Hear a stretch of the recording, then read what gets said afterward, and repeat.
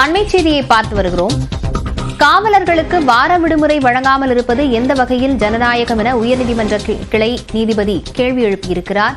இது மனித உரிமை மீறல் அல்லவா எனவும் அவர் கண்டனம் தெரிவித்திருக்கிறார். இது குறித்த விவரங்களுடன் செய்தியாளர் கருணாகரன் இணைந்திருக்கிறார். கருணாகரன், வழக்கின் பின்னணி என்ன?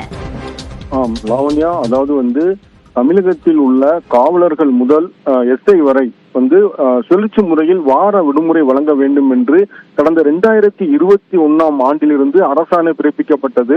அதை காவல்துறை உயர் அதிகாரிகள் பின்பற்ற வேண்டும் என்று அறிவுறுத்தப்பட்டிருந்தது. இந்த சூழலில் இந்த அரசாணை முறையாக பின்பற்றப்படவில்லை.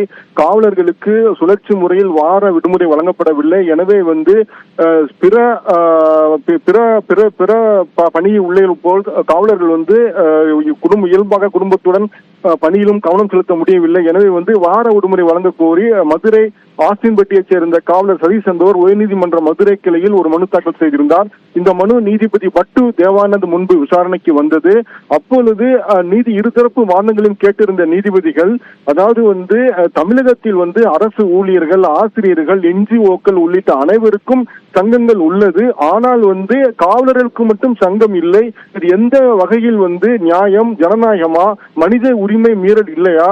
மேலும் மெட்ராஸ் போலீஸ் ஆக்ட் அதன் அடிப்படையில் தான் பக்கத்தில் உள்ள மாநிலங்களிலும் சட்டங்கள் பின்பற்றப்படுகிறது. இந்த சூழலில் ஆந்திர பிரதேசம் மற்றும் கேரளா உள்ளிட்ட மாநிலங்களில் காவலர்களுக்கு சங்கங்கள் இருக்கும் பொழுது தமிழகத்தில் மட்டும் ஏன் சங்கங்கள் இல்லை என்று கேள்வி எழுப்பிய நீதிபதிகள், வார விடுமுறை வழங்குவதில் என்ன சிக்கல் என கேள்வி எழுப்பிய நீதிபதிகள் மேலும் இந்த வழக்கில் இந்த நீதிமன்றம் இந்த வழக்கை மிகவும் சீரியஸாக எடுத்துக்கொள்கிறது.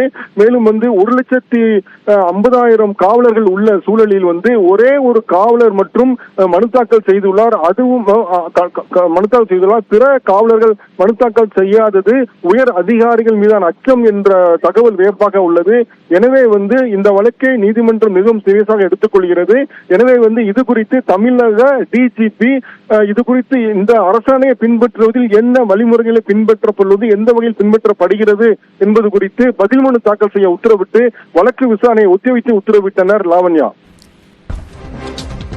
விவரங்களுக்கு நன்றி கருணாகரன்.